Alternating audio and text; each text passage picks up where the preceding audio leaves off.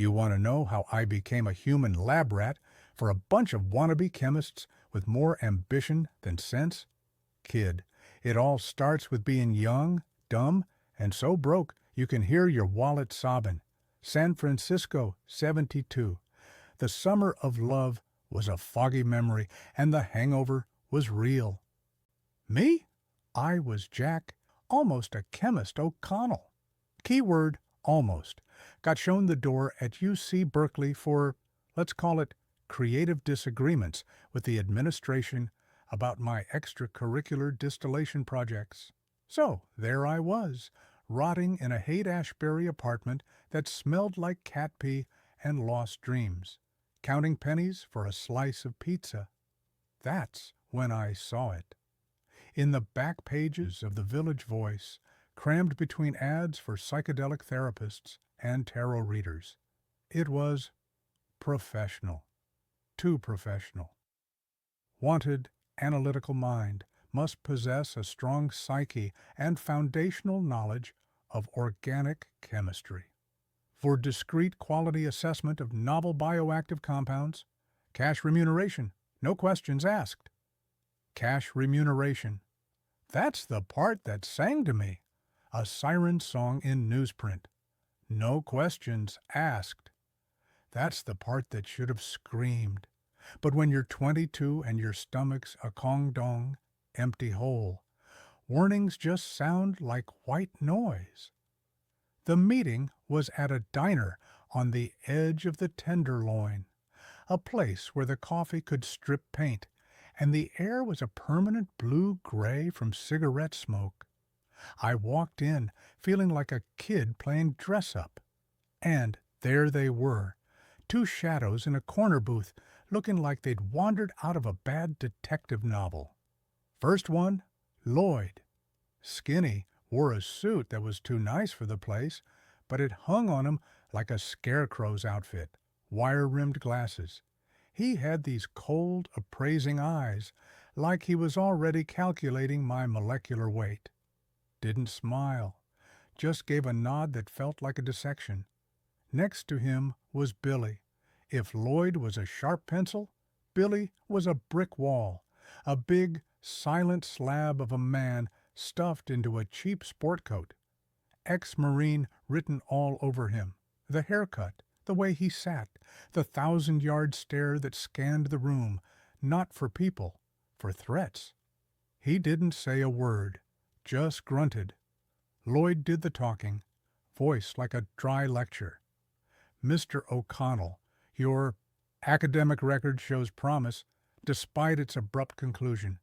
We require a perceptive individual for a series of subjective evaluations. Quality control, you might say, for a new class of consciousness-expanding agents. I swallowed. My mouth was dry. You're making LSD. He didn't flinch.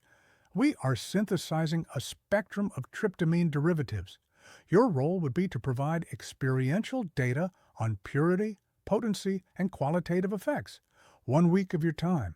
$500 in cash upon completion. $500 in 1972. That was a new life. That was rent for 6 months and a motorcycle. The logical part of my brain, the one that flunked ethics, was waving tiny red flags. But the broke, ambitious, kicked out of college part was already spending the money. I saw the challenge in it, too. Me, the almost chemist, helping to perfect the formula. It was stupid. It was arrogant. It was irresistible.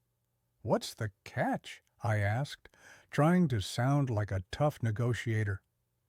No catch, Lloyd said flatly. The work is internally contained. You'll be provided room and board. All we require is your meticulous attention to detail and a written report of your journeys. I looked at Billy. He stared back, his face a blank stone. I looked at Lloyd, his eyes like two polished dimes. I heard the clink of my empty coffee cup. I smelled the defeat in my apartment, waiting for me. I'm in, I said. The words felt heavy leaving my mouth. No handshake, Lloyd just slid out of the booth. The car is outside. It was an old mud-spattered Dodge Dart that had seen better decades. Billy drove, his huge hands swallowing the steering wheel. Lloyd sat shotgun, a silent sentinel. I climbed in the back onto sticky vinyl. We didn't drive toward the rainbow-hued craziness of the city. We headed north, across the Golden Gate Bridge, into the marine headlands. The city lights shrank behind us, swallowed by the dark, rolling hills. The air got colder, smelling of eucalyptus and damp earth. As the Dart rattled down a winding, unmarked road, with nothing but the headlights cutting through the California darkness, that's when it finally hit me. The mix, the azart, the stupid, thrilling excitement of walking into the unknown, of being part of something secret and scientific and dangerous. And the travoga, the deep, cold dread, sitting in the back of that silent car, watching the shadows of two strangers who hadn't even asked for my last name, realizing I had just agreed to be locked in a room and fed chemicals I knew nothing about for $500 in a story. The Dodge finally coughed to a stop in front of what God, or some very optimistic farmer, had intended to be a cow barn. In the weak glow of a single bare bulb hanging above the door, it just looked like a hunk of rotting wood leaning against the California hillside. Not exactly the gleaming stainless steel lab of my college fantasies. Billy yanked open my door without a word. The smell hit me first. Oh, kid, the smell. Forget the fresh country air. This was a cocktail, a nasty one. The sharp, eye-watering tang of ammonia and acetone mixed with the sweet, rotten fruit stink of some organic solvent. Underneath it all, like a bass note, was the damp, earthy smell of mold and, was that cat food? Yeah, definitely cat food. Science my ass. This place smelled like a crime scene in a pet shop. Inside, it was worse. Lloyd flicked on more lights, a few more naked bulbs hanging from frayed wires. The lab was a monument to mad optimism. No sparkling beakers. Instead, it was a junkyard altar to chemistry. Glass carboys rigged with rubber hoses and duct tape. A hot plate with a crusty, blackened flask. Rows of mason jars filled with mysterious, unlabeled powders and liquids that ranged from crystal clear to ominous murky brown. A stained mattress was thrown in one corner. In another, a rickety table held a stack of thick, leather-bound notebooks. And the people, the full crew. Lloyd, of course, already pacing like a caged professor, rubbing his hands together. The environment is functional. Sterility is a bourgeois concept when pursuing pure mental expansion. Then, from behind a makeshift partition of old doors, she appeared. Mary. If Lloyd was a paranoid genius and Billy was a silent brick, Mary was a ghost. A woman in her 40s, maybe, with severe dark hair pulled into a bun so tight it looked painful. She wore a drab, high-necked dress and glasses. She looked like the librarian who'd shush you for breathing too loud. She didn't smile, just gave me a once-over with eyes that had seen too much nonsense and recorded every bit of it. Mary handles documentation, Lloyd said, as if introducing a piece of equipment. Precision is paramount. She will give you your ledger. Billy, meanwhile, had taken up a post by the door, arms crossed. His job was clear. He wasn't a scientist. He was the lock on the cage, the muscle that made sure the analytical mind didn't suddenly decide to take a scenic hike. Lloyd clapped his thin hands together, the sound echoing in the hollow barn. "All right, Mr. O'Connell. Day 1, baseline test. We begin with our standard medium-potency lysergamide, infused onto a cellulose substrate." He walked over to a small safe, bolted to a heavy workbench. With a dramatic turn of a key, he opened it and pulled out a simple Ziploc bag. Inside were tiny, unassuming squares of white paper, each with a faint, stamped blue star. He took one out with a pair of tweezers like it was a rare butterfly, and placed it on a clean piece of foil in front of me. "Your methodology," he began, his lecture voice filling the space. "You will note the exact time of ingestion. You will then, at regular intervals, document every physical sensation, temperature fluctuations, pupil dilation, tactile sensitivity. Then the mental landscape, visual distortions, pattern recognition, conceptual revelations, emotional valence, duration, peak intensity, decline, every detail. We are not artists here, chasing vague visions. We are pharmacologists. You are the spectrometer. Your mind is the machine. We need its readout." He slid the foil toward me. Next to it, Mary placed one of the heavy ledgers and a sharpened pencil. The blank page stared up at me. $500. The number flashed in my mind like a neon sign. It was the only prayer I had. I looked at the little square. It looked so harmless, like a tiny piece of a Sunday school flyer. I looked up at their faces, Lloyd's feverish expectation, Mary's detached scrutiny, Billy's blank wall, no going back now. I picked up the square, said, "Time, 10:14 p.m. My voice sounded too loud in the quiet barn. I put it on my tongue. It tasted like nothing, like paper. I let it sit, then swallowed. Then we waited. I sat on a stool at the bench, the ledger open. Lloyd bustled around, pretending to check equipment. Mary watched, her pencil poised over her own notebook. Billy just watched the door. Minutes ticked by. Nothing. Maybe it was a dud. Maybe this was all a weird, smelly scam. The hope was almost more terrifying than the fear. And then, the linoleum on the floor, the cheap checkerboard pattern in black and white. I blinked. I stared. Was it breathing? Just a little. A slow, gentle rise and fall, like a sleeping thing. The lines between the squares seemed to soften, to pulse. My heart gave a single hard thump against my ribs. Not with fear, not yet. With a dreadful, awestruck realization. The machine was turning on. The breathing of the floor was just the overture. Kid, you ever see a Salvador Dali painting melt in real time?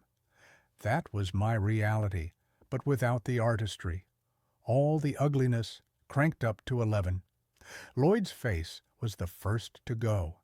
He leaned in, his eyes magnified behind his glasses, asking, "Initial impressions?" But his face, it stretched like warm taffy, his chin pulled down toward the floor, his forehead slid up into his hairline. His glasses became two wobbly, liquid pools of light. He wasn't a man anymore. He was a living, questioning wax sculpture.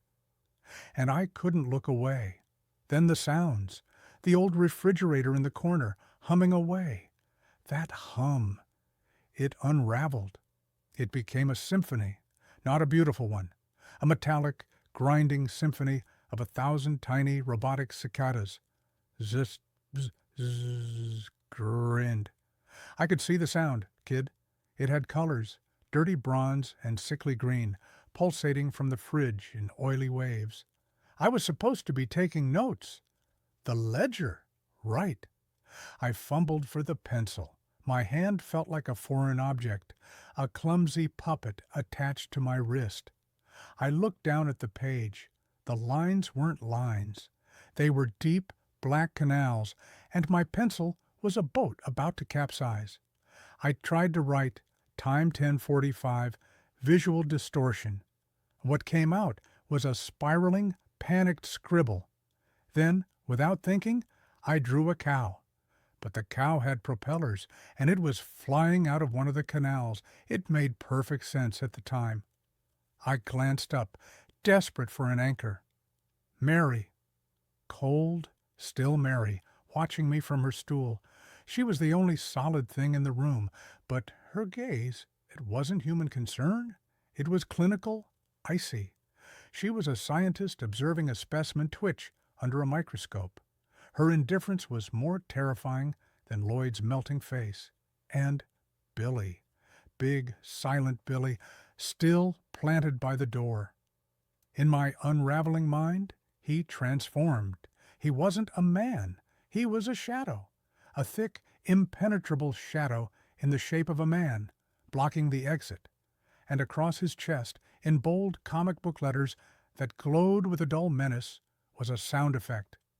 Bzzz. Not a word, a vibration, a warning of contained electric violence. He was no longer Billy. He was an obstacle with a soundtrack.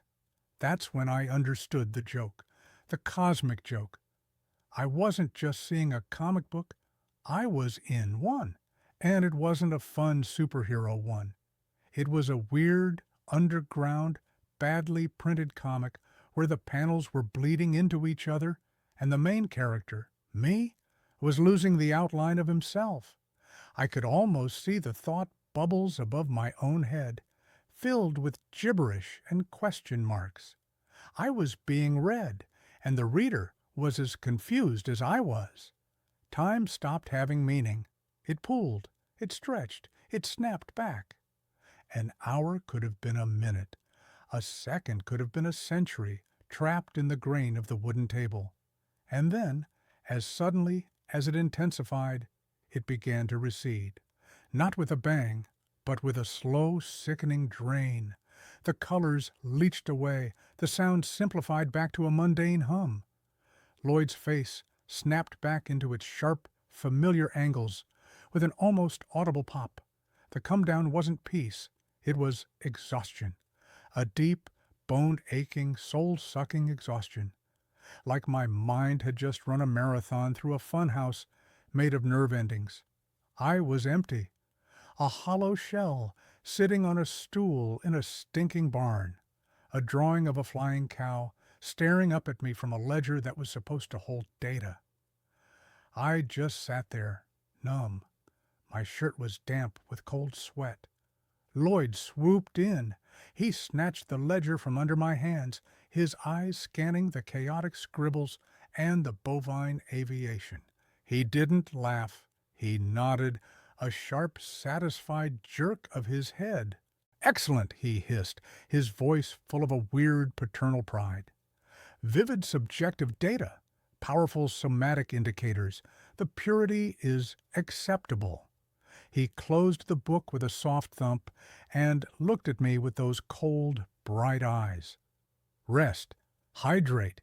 Mary will get you water." He patted the ledger. "Tomorrow we test the ether-based analog, the 25th compound." He leaned in slightly, and a ghost of a smile touched his thin lips. "It will be hotter." The next day, Lloyd was practically giddy. "Field test," he announced, holding up a new square of paper. This one had a tiny, intricate owl stamped on it. "Ether-based, faster onset, deeper perceptual integration. We need data on social interaction while under the influence. Basic errand, a stress test for the psyche." He handed me the paper and a $5 bill. "The general store, 2 miles down the road. Get a pack of Luckies, observe everything. How people move, how they speak, the architecture of normalcy. Then report." It sounded almost reasonable. A walk. Fresh air. It was a trap, kid. A beautiful sunny trap. I took the square at the edge of the woods. The hit was like a door being kicked in, not opened. The world didn't melt this time. It crystallized. Everything became unbearably sharp, edged with a vibrating electric light. The trees weren't trees. They were frozen explosions of green glass. The gravel road wasn't a road. It was a river of shimmering, multicolored teeth crunching under my feet. By the time I stumbled into Hank's General Store, Sundries and Groceries, I was a walking, barely contained sensory riot. The store was a nightmare of intention. Every label on every can, every box of soap, every bag of flour was screaming at me. They weren't selling beans, they were broadcasting manifestos in frantic, dancing typography. The A in baked beans winked at me. The letters of Dr. Bronner's magic soap did a frantic, tiny Macarena, spelling out cosmic unity in 8-point font. I was trying to read the riot act of consumer society, and it was reading me right back. The old guy behind the counter, Hank presumably, wasn't a storekeeper. He was a sandstone prophet. The deep cracks on his face weren't wrinkles. They were ancient riverbeds of wisdom carved by time and cheap whiskey. He asked, "Find everything all right, son?" And his voice boomed like an oracle's gong, echoing with the weight of 10,000 mundane transactions. I just stared, my mouth hanging open, convinced he was about to reveal the meaning of life between asking for my ID and ringing up the luckies. I must have muttered something, shoved the 5 at him, and stumbled back out into the blinding sun, the pack of cigarettes feeling like a lead brick in my hand. My mission was gone. The data was a tsunami drowning my brain. I had to get back to the barn, the only fixed point in this universe of vibrating meaning. But which way? The road split. The trees loomed. Panic, cold and slick, rose in my throat. The shimmering teeth of the gravel were now pointing in all directions. That's when I saw it. A beacon of terrifying order, a black and white police cruiser parked under an oak tree, looking like a sleeping panther. Logic was gone. Desperation was the pilot. I weaved my way toward it, my legs made of rubber bands. The cop inside, a big man with a silvering mustache and tired eyes the color of a cloudy sky, was sipping coffee from a thermos. "Officer Mike," his badge said. I tapped on the glass. He rolled down the window, his expression sliding from boredom to mild annoyance to professional assessment in 3 seconds flat. "Officer, sir," I began, my tongue thick, "I find myself temporally and geographically dislocated. The road, it bifurcates, you see? A metaphor for choice. But the signposts are speaking in glyphs, and the asphalt is a hard, black river of collective intention. But I seem to have lost my boat. Can you point me toward the nexus? The barn-shaped nexus?" I delivered this all in a solemn or earnest whisper, like I was confiding state secrets. Officer Mike took a slow sip of his coffee. He didn't reach for his nightstick. He didn't cuff me. He just sighed, a long, world-weary exhalation that smelled of coffee and resignation. "Jesus H. Christ, another one!" He shook his head. "Get in the car, Picasso, before you try to ask a mailbox for directions." He reached over and unlocked the passenger door. I fell into the vinyl seat, the world swimming. The car smelled like old coffee, gun oil, and pine air freshener. It was the most real, most solid thing I'd ever experienced. We started driving. "My kid, Danny," Officer Mike said suddenly, not looking at me, navigating the shimmering road. "Ran off to Berkeley, sends me letters about consciousness expansion and the military-industrial complex. Smells like a goddamn incense factory when he comes home." He glanced at me. "You're what, a couple years older than him? You look like hell." In my mind, he wasn't a cop. He was a blue angel. His badge was a shimmering shield. The gun on his hip wasn't a weapon. It was a strange silver flute that could play the song of order. He was a weary, celestial chaperone. "I'm a spectrometer," I said earnestly. "A human spectrometer." Yeah? He grunted. Well, your calibration's way the hell off. He drove in silence for a few minutes, then turned onto the familiar dirt road. He stopped the cruiser a good 100 yards from the barn, hidden by trees. He didn't ask for the address. He knew. Out, he said, nodding toward the path. And listen, spectrometer. His voice dropped, losing its weary humor, turning hard and practical. You tell your scientists in there that I don't care about their little brain parties, but the smell, the chemical stink that's been drifting down the valley for a week, Mrs. Henderson's prize hydrangeas are turning brown. That I can do something about. He fixed me with those cloudy, tired eyes. You tell them if I see so much as a wisp of that purple smoke again, I'm not calling the narcs. I'm calling the county, the guys with the hazmat suits from the Toxic Waste and Air Quality Board, the boring guys with clipboards and giant fines. They'll shut down this whole stinking operation and seize every last test tube. Got it? I nodded, the world still pulsing. The boring guys, clipboards. Exactly, he said. Now get out of my car, and for God's sake, drink some water. The door slammed shut, and the cruiser pulled away, leaving me standing in a cloud of dust and cosmic dread. When I shambled back into the barn, Lloyd was waiting, his face a mask of cold fury. Billy was tense by the door. Mary watched, her expression unreadable. Lloyd didn't shout. His voice was a razor blade wrapped in silk. You imbecile!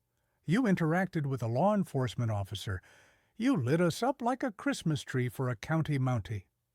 He took a step closer, and for the first time, I saw real fear beneath the anger in his eyes. Not fear for me, fear for his precious experiment. You may have just contaminated the entire study, he whispered, with your stupidity.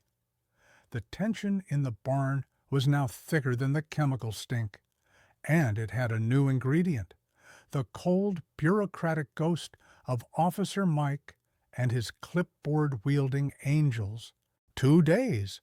2 days of my mind being sandpapered raw, of coming down to a body that felt like a wrung-out rag, of eating cold beans from a can, while Lloyd muttered about transcendental alkaloids. The fear from the cop encounter had curdled inside me, mixed with the exhaustion, into something new, a cold, clear understanding of my own stupidity. I was a lab rat in a cage that smelled of cat food and impending doom, and the scientist was a paranoid wizard who saw me as a living graph. Then Lloyd brought out the big guns, a small amber vial.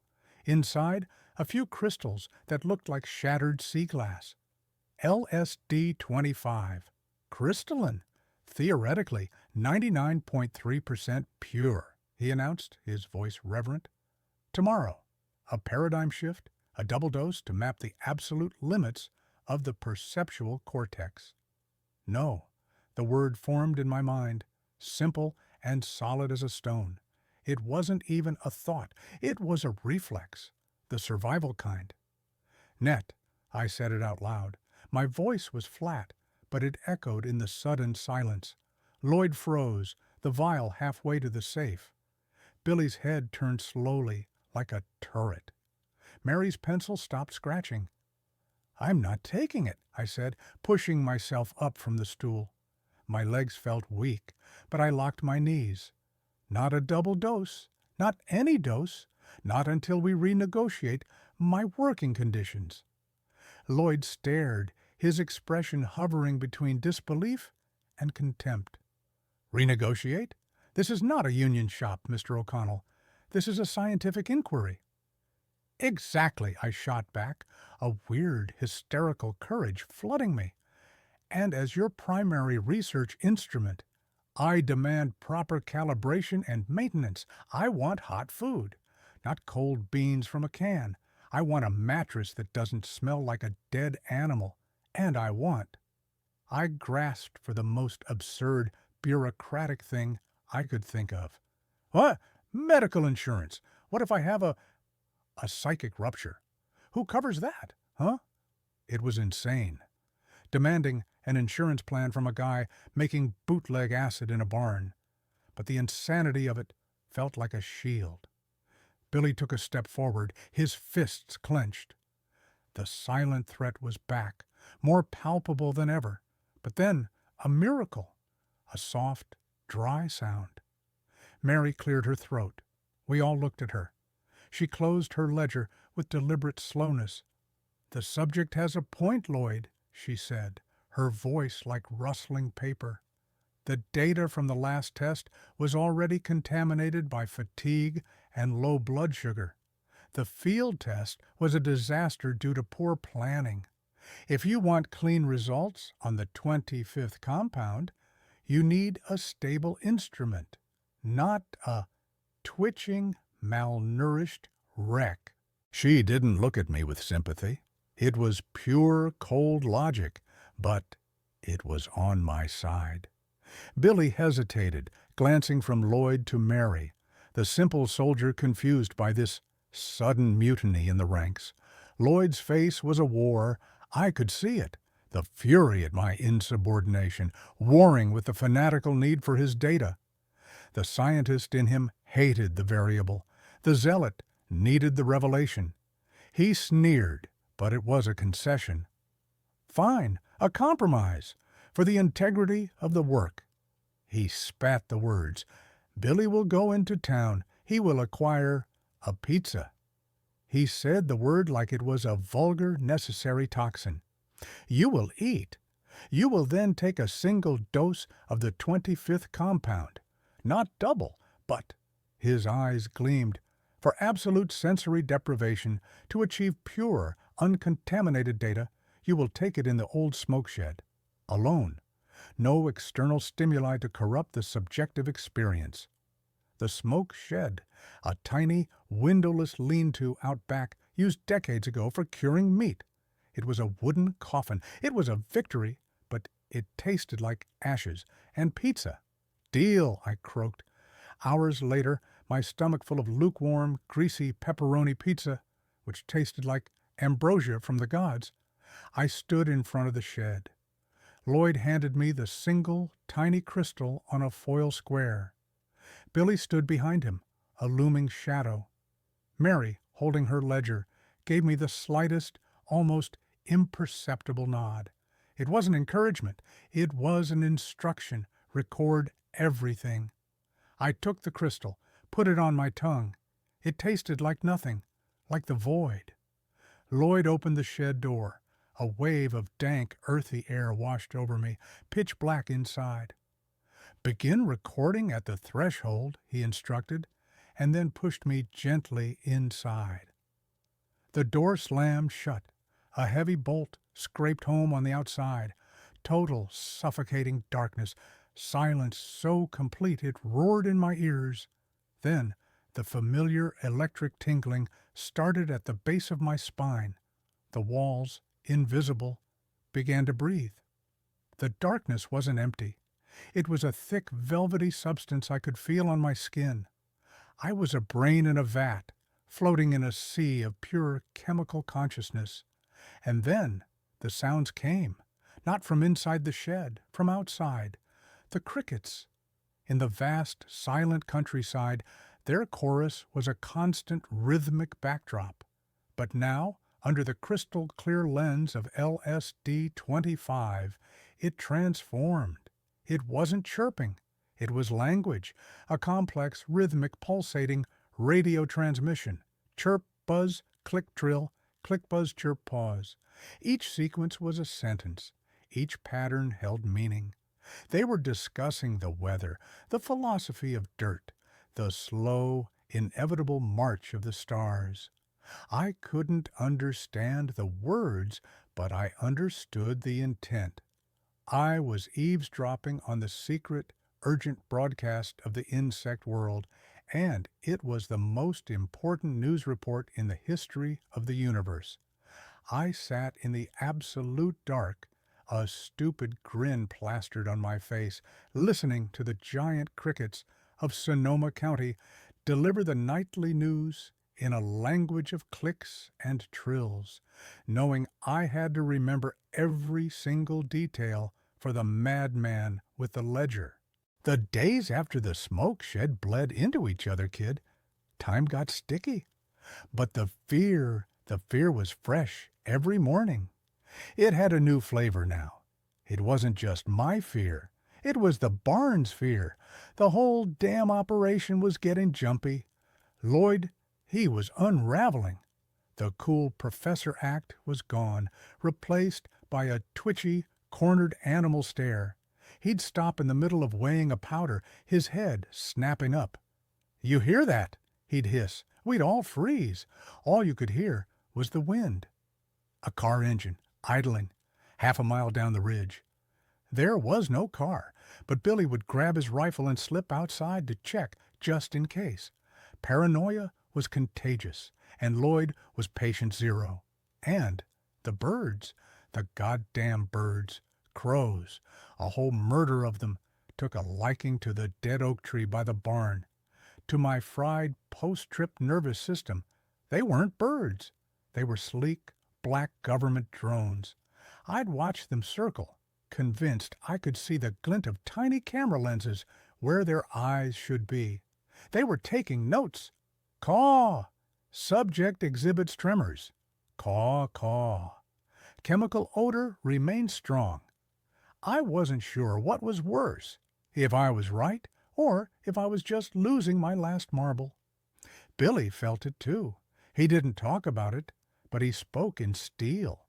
He spent hours methodically cleaning his hunting rifle over and over.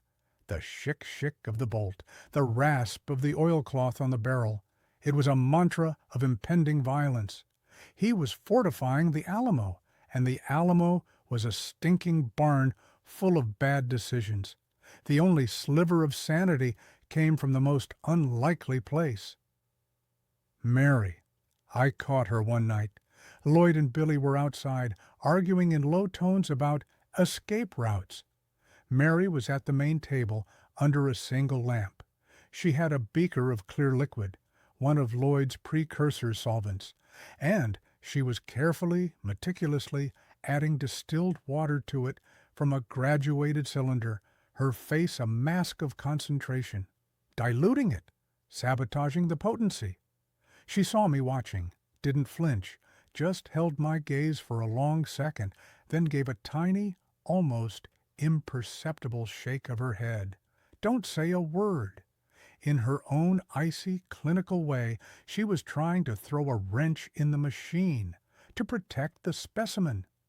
Maybe she'd seen one too many spectrometers break. I just nodded, and we never spoke of it. It was our secret, a conspiracy of mercy in the heart of the madness. Then, the night of the shadow, I was trying to sleep on my stinking mattress, the crows replaced in my mind by giant clicking crickets from the shed. I opened my eyes.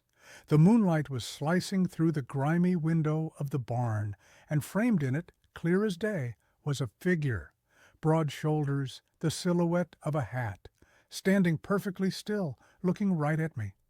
Officer Mike. My blood turned to ice. He'd found us. He'd come with the men in the hazmat suits. It was over. I blinked, my heart hammering against my ribs. The figure didn't move. It just watched. I must have stared for a full minute, paralyzed, before a cloud passed over the moon, plunging the window into darkness. When the light returned, the figure was gone. The next morning, at first light, I crept to that spot outside the window. The grass was trampled, and there, in the dirt, was a single cigarette butt, a Marlboro, smoked down to the filter. Had it been him, or had my brain, poisoned and paranoid, conjured him from the shadows and a piece of litter? In that place, the question was more terrifying than any answer. At breakfast, cold beans again. Lloyd gathered us. His eyes were red-rimmed, but burning with a final, desperate intensity. He didn't mention the shadow. He had bigger news. "Tonight," he said, his voice crackling like static. "The final synthesis. I've corrected the formula, accounting for all impurities." He shot a glance at Mary, who stared blankly at her ledger. "It will be the purest, the ultimate compound, the final data point." He paused, letting the words hang in the cat food-scented air. Then he delivered the line that sucked all the oxygen out of the barn. "After this, we burn the notes, melt the glass, and scatter. It's time. I can smell it." He sniffed the air as if confirming. "It smells fried." The final synthesis. Lloyd called it Operation Zenith. It wasn't science. It was alchemy, performed by a madman on the edge of a nervous breakdown. He'd been brewing the precursor all day, a foul-smelling soup in a giant three-necked flask. The air was already thick with the promise of headache. I'd taken my final data point dose an hour earlier, not to be a good spectrometer, but because I needed my own chemical armor for whatever was coming. The world had that familiar liquid sheen, the edges bleeding rainbows. Lloyd, sweating through his shirt, poured the last reagent. "Now, the catalyst, the spark of Prometheus," he whispered, adding a few crystals of something that looked like pink salt. For a second, nothing. Then a deep, unhappy glug from the flask. The clear liquid inside turned the color of a fresh bruise. Then purple. Then a violent, electric violet. "Beautiful," Lloyd breathed. Then it wasn't beautiful. It was angry.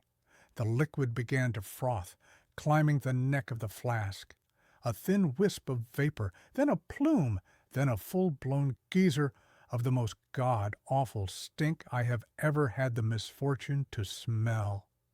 Kid, imagine burning a truckload of old vinyl records, mixing it with the sweet, deadly scent of bitter almonds, and then filtering it through a gym sock. That was the smell. It was purple. You could see the stink, a thick, violet smoke pouring out, hitting the ceiling and rolling down the walls.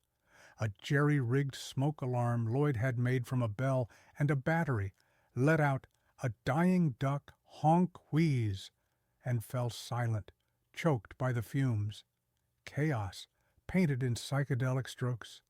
The smoke filled the barn in seconds. It was like swimming in liquefied headache. We were all choking, eyes streaming. Lloyd was screaming, but not in panic, in heartbreak. "No, the reaction is anarchic. It rejects containment." He was waving his arms at the bubbling flask, reasoning with it. "You need a steady heat, a calm mind. You're being emotional." Billy, the soldier, saw an enemy. The smoke. He grabbed the small fire extinguisher, yanked the pin, and unleashed a pathetic spray of white powder, not at the flask, but at a rolling bank of violet haze. As if he could shoot the smell dead. It just made a sad, chemical snow in the purple hellscape. And Mary. Mary just sat at her desk, the ledger open. The violet tendrils coiled around her. She wasn't coughing. She was laughing, a soft hiccuping sound that grew into full, helpless peals. Tears from the fumes streamed down her face, mixing with the tears of absolute, surreal mirth. Her whole world of precise notes was dissolving into a purple fart, and she found it the funniest thing in the universe. "The data," she giggled, gasping for air, "the data is so colorful. And me? I was in the corner, riding the lightning. The purple smoke wasn't smoke. It was a living entity, ancient alien intelligences made of vapor, whispering secrets about the fragility of matter. Lloyd was a wailing, gesticulating shaman trying to control a storm. Billy was a primitive knight fighting a ghost with a foam sword. Mary was the oracle, laughing at the punchline of existence. But then, cutting through the chemical thunderdome and my own trip, came a new sound. From outside, from across the valley. Dogs, not just barking, frenzied, insane, out of their minds howling, a chorus of canine outrage. The neighbors' hounds, a mile away, had gotten a noseful of the purple plague. Their barking was a ripple of pure animal panic, spreading out from ground zero, our barn. The sound hit us all at once, even Lloyd. He stopped arguing with the chemistry. Billy lowered his useless extinguisher. Mary's laughter died in her throat. We stood there, 4 figures in a violet fog, listening to the dog scream. We didn't need to say it. We all smelled it now, in the clearest, most sober way possible. It was the smell of the end, and it had just gone viral. We spent the rest of the night in a stunned, stinking silence. The purple cloud had settled into a low-hanging, eye-watering haze. The dogs had finally shut up, but their message was received. We were waiting for the sirens, for the battering ram, for Officer Mike and a dozen cops in riot gear to kick down what was left of the door. Morning came, gray and apologetic. The smell was still there, a ghost of the chaos, clinging to everything. Then we heard the engine. Not sirens, not a police cruiser, a low, grumbling diesel, a dull government-issue gray van with a faded county seal on the door rolled up and parked neatly, as if for a meter reading. No lights, no drama. 2 men got out. They weren't cops. Cops have a certain swagger, a readiness. These guys had the weary posture of plumbers who'd seen it all, both in cheap, off-the-rack suits. The older one, the leader, had the face of a man who balanced ledgers for fun, thin lips, glasses, and an expression of profound, bureaucratic disappointment. His name tag said, P. Driscoll, Inspector. His partner, younger, just carried a clipboard and a look of mild disgust. Lloyd puffed out his chest, ready to deliver his speech about private intellectual pursuit. He didn't get a word out.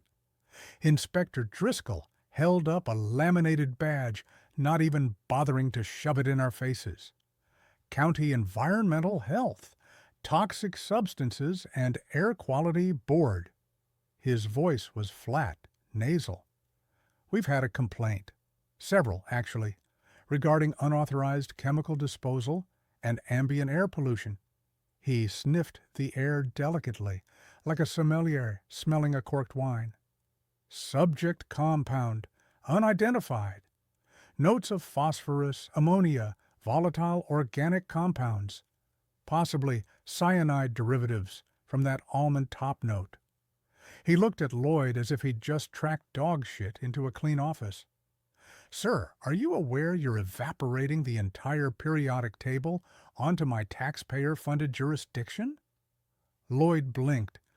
This is a private research facility. We're exploring the frontiers of...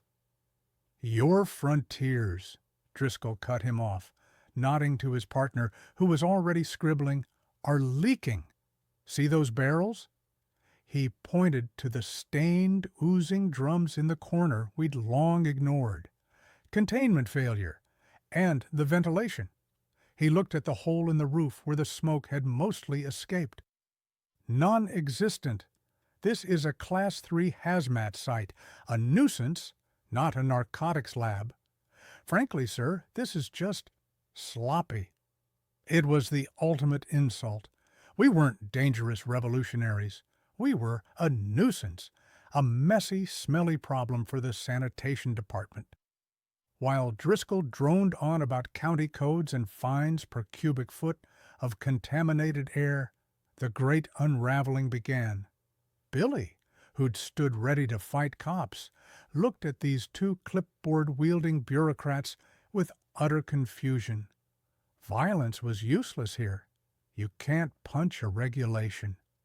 He met my eyes for a second, gave a barely perceptible shrug that seemed to say, "Well, this is stupid."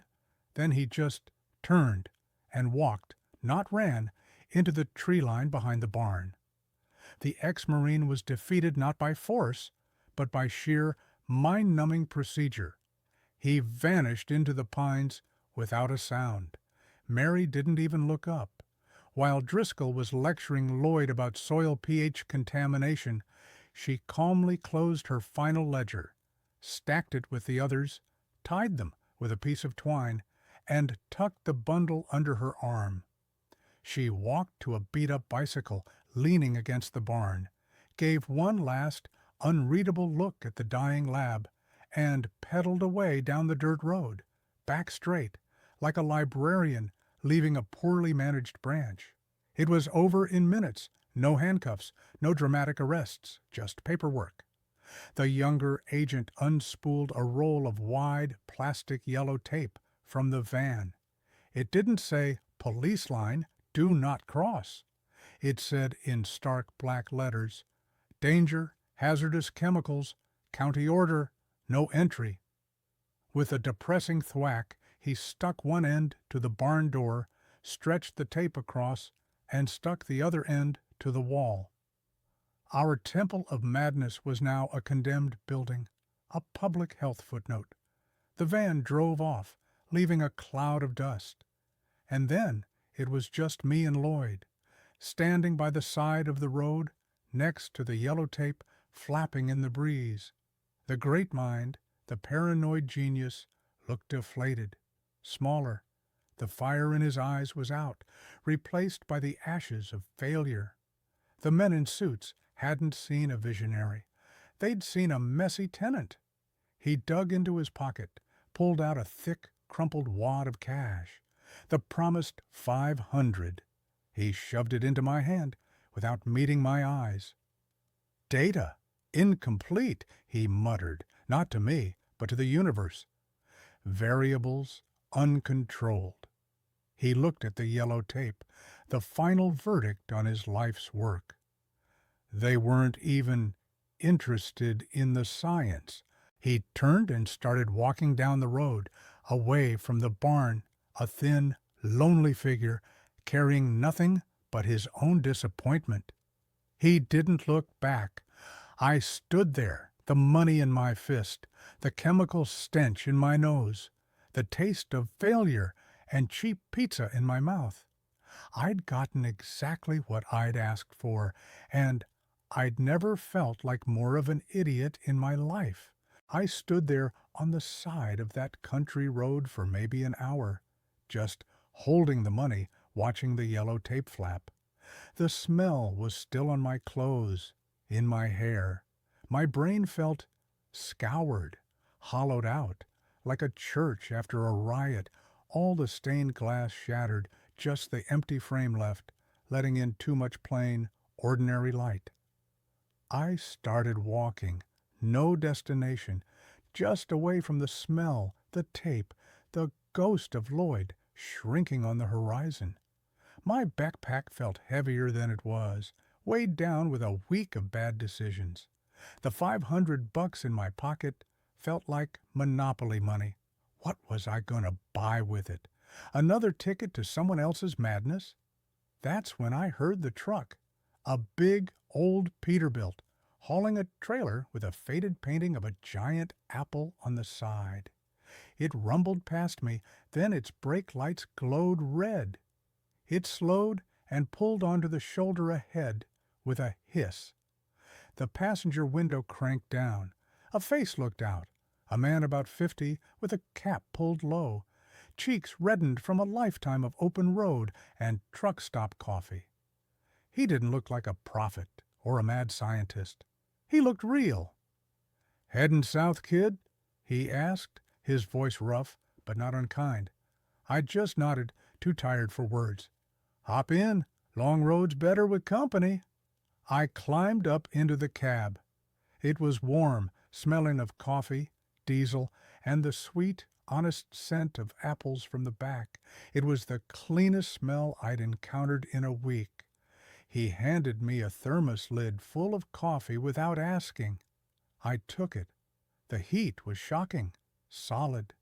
We drove in silence for a while, the rolling golden hills of California flowing past the window. No patterns, no breathing textures, just hills, beautiful in their boring, steadfast reality. Then he dug into a paper bag and pulled out 2 thick sandwiches wrapped in wax paper. Handed me one. Bologna and cheese on white bread. A masterpiece. As we ate, he glanced at me. I must have looked like what I was, a ghost who just crawled out of a chemical ghost town. "You're running from something or running to something?" he asked, not prying, just observing. "Both, I guess," I mumbled through a mouthful of sandwich. It was the best thing I'd ever tasted. He nodded, chewed thoughtfully. "Yeah, been there." He took a swig of his coffee. "Let me tell you something my old man told me. He was a mechanic. He said, 'Son, youth is like bad gasoline.'" He paused, letting the weirdness of the statement hang in the air with the apple smell. "Bad gasoline?" I asked. "Yep. It burns bright. Makes a hell of a flame, a lot of noise. You feel the power. But it leaves gunk in the engine, clogs the carburetor. In the long run, it grinds the whole machine to a halt." He looked at me, his eyes crinkling at the corners. "Good gas. It's boring. It just burns clean, gets you where you're going." I stared out the window, the burning bright, the purple smoke, the melting faces, the cosmic crickets. It had been one hell of a flame, and my engine, my mind, my life, felt full of gunk, sputtering. But the hum of the truck's engine, the solid feel of the sandwich in my hand, the uncomplicated kindness of this stranger, it was clean fuel, simple, real. For the first time in a week, I felt the world stop moving under me. The ground was firm. The road was just a road. The sky was just a sky. It was a breathtakingly boring and absolutely perfect feeling. He dropped me off on the outskirts of Santa Rosa, where the highway met the city lights. I thanked him. He just tipped his cap. "Take it easy on the engine, kid." I watched his rig rumble away, the giant apple fading into the dusk. I walked until I saw a bar. A real one, not a diner, not a haunted barn. A place called The Anchor. Neon beer signs in the window, the low murmur of a baseball game on the TV inside. I pushed the door open. The smell of stale beer, peanuts, and polish washed over me, erasing the last ghost of almonds and cat food. I walked up to the bar, slid onto a stool. The bartender, an old guy with a towel over his shoulder, raised an eyebrow. I didn't think about it. I didn't analyze the subjective effects. I didn't need a ledger. I just said, "Whiskey, double, neat." And when he set the glass down, the amber liquid catching the dim light, solid and sure in its glass prison, I drank it. It burned. A clean, honest, predictable burn. And there were no experiments.